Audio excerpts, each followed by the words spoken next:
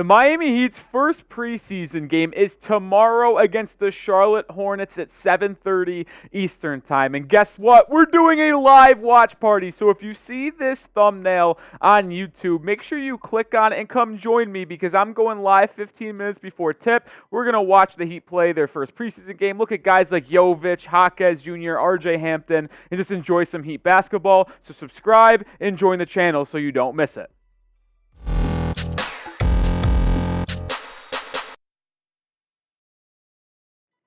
All right, welcome into the Heat Report by Chat Sports. I am Nick Roloff, and on today's show, we are talking about some NBA free agents that the Heat can target before the preseason starts and before the NBA regular season tips off. And to kick off today's free agent list, we're going back to an old friend, and that is Goran Dragic. Because to me, I think Dragic is the most likely free agent the Heat sign, and I think he's the person that wants to play for the Miami Heat the most. When you think of what has been said this offseason between Pat Riley, the Miami Heat, and then you hear reports from Barry Jackson, who has inside track with Goran Dragic's camp. Dragic wants to play for the Miami Heat this upcoming season. It kind of feels like everybody knows that. But I think Pat Riley is a little hesitant to add him to this roster. There is a lot of reasons that could be, but one of them could be that Dragic has declined mightily over the last 4 seasons. I mean, if you remember what Dragic did in 2019-2020 when he played for the Heat, he was amazing. He was the 3rd best player on that Heat team that made it to the NBA Finals. He was also unbelievable in the postseason during the bubble year. He averaged 17 points per game and was averaging 20 a night against the Boston Celtics. But ever since that 2019-20 season, it has went downhill for the Dragon, right? Like the age has played a factor in that. Injuries has played a factor as well. He's had a lot of foot injuries over the past 4 seasons, and it's been quite a fall for grace for the left-hander as he went from 16 point per game scorer in 60 games played 4 years ago to now not even being able to crack the rotation for teams like the Bulls and the Milwaukee Bucks. Now, there are pros and cons to adding Goran Dragic to the roster, right? I think one pro is that he's one of the most experienced players that we have in our league today. And when you think of what he can do mentoring young guys like Nikola Jovic, who are both from Europe, right? Like they both have that experience. Jaime Jaquez Jr. could also take some mentorship from Goran Dragic. And he could help all the young guys. RJ Hampton as well is another one that comes to mind. A con, though, is that he can't really give you much on the court. You just saw his stats on screen. He can barely crack the rotation, so what makes us think he would be able to be in an Erik Spoelstra-led rotation for the Miami Heat this upcoming season? Another pro, he is great friends with Jimmy Butler, which obviously Jimmy is your best player, your franchise player as we currently speak. So if you add his best friend or one of his best friends to the roster, it's going to make him happy and keep his vibes up through the entire season. But that does come with the last con, is that someone who doesn't play and can't really contribute to winning for this Miami Heat roster, that's one of his cons. He takes up a roster spot from a young guy possibly like RJ Hampton or any other free agent the Heat would want to sign. But the one other positive I'll mention that goes with the mentorship is that he can be like OG, Udonis Haslem. He can be that captain for the Heat that doesn't play but provides a lot of value because of his mentorship abilities and his experience already inside the Miami Heat system. So what say you? I'll ask you guys this. Should the Heat sign Goran Dragic? Type Y for yes, type N for no. I am going to pin this comment, so I want to see what all you guys have to say. So scroll down to the comment section, look for that pinned comment, and answer for me right now.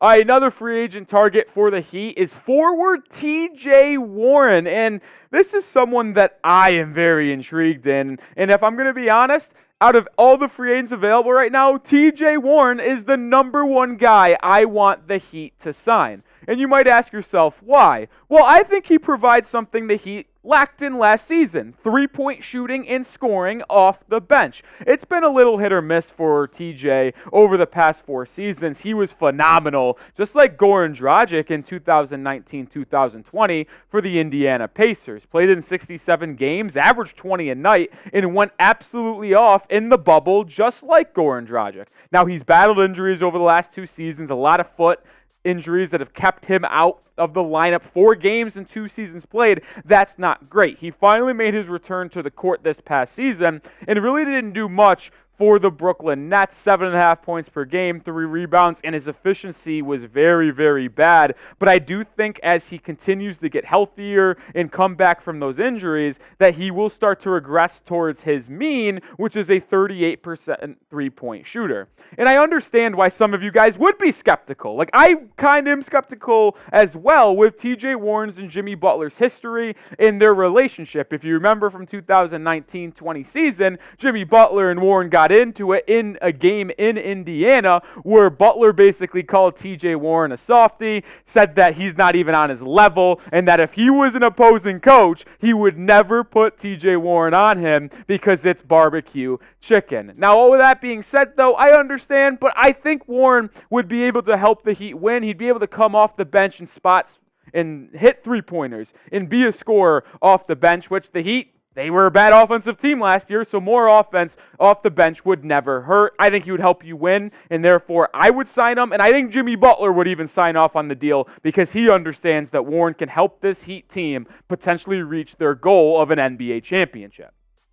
More NBA free agents here in a second that the Heat can sign, but I got to show some love to our sponsor, that is PrizePicks. Go to prizepicks.com/CLNS and use code CLNS for a first deposit match up to $100. Instead of battling thousands of other players, including pros and sharks, you can pick more than or less than on 2 to 6 player stat projections and watch the winnings roll in. I've had so much fun testing my skills during this football season, and now that the NBA preseason is here, I could not be happier. If you have similar skills to mine, which unfortunately you probably don't, you could turn $10 into $250 with just a few taps with the most exciting daily fantasy app on the planet. As you see on screen right now, these are my picks for tonight.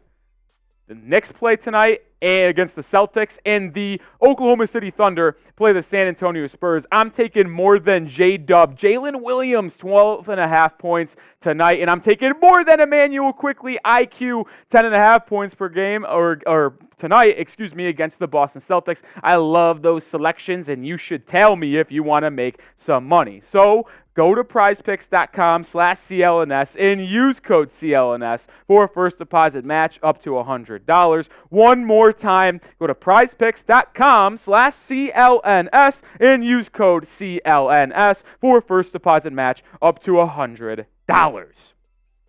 All right, back to some NBA free agents that the Heat could sign, and another familiar face on the list, and that is Justise Winslow, the former 9th overall pick for the Miami Heat. And if you know this, Josh Richardson was a 2nd-round pick in the same draft class that Justise Winslow was in. Well, guess what? Jay Rich already came back, signing a 1+1 deal with the Heat this offseason. Could Justise Winslow follow suit? He's had an interesting career that has been riddled with injuries, and it's really a shame to see because I was really high on the former Duke Blue Devil, and I thought the Heat got a steal with him when they selected him top 10. He has just not played, and he has not been on the court for teams like Miami, teams like Memphis, the Clippers, the Portland Trailblazers. Ew, by the way. I hate that Justise Winslow even associated with the Blazers at this point. I can't stand them. All right, back on track. I got to take it easy. Anytime the Blazers come up, I get a little agitated. I'm sorry.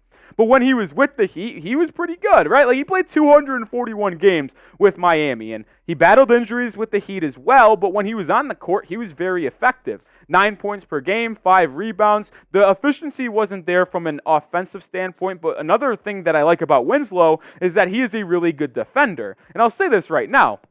He's a hybrid between a guard and a wing. That never hurt nobody. A guard-wing combo, someone who is lengthy, can defend 2 through 4, but also handle the rock and some points of the offense. That is someone who is very valuable inside the NBA today.